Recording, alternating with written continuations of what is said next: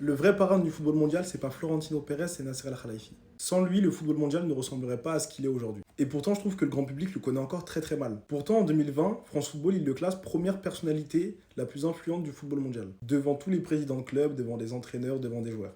Alors qui est vraiment Nasser Al-Khelaifi? Un mec qui n'a jamais touché le ballon rond. Nasser n'a jamais joué au foot de sa vie. Dites-vous, à la base, Nasser, c'est un ancien tennisman du Qatar. Même pas une star, c'était un joueur correct. Il était bien, il était bon.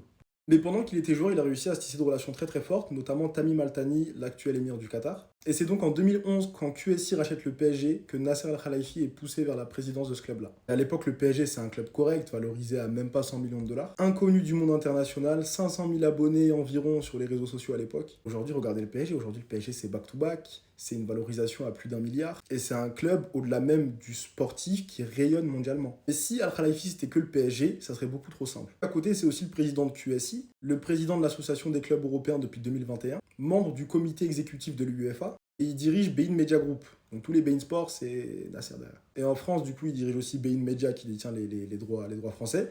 Et il préside aussi au siège de la LFP. L'instance qui est aussi chargée d'attribuer les droits TV. Donc conflit d'intérêts peut-être un petit peu, mais bon.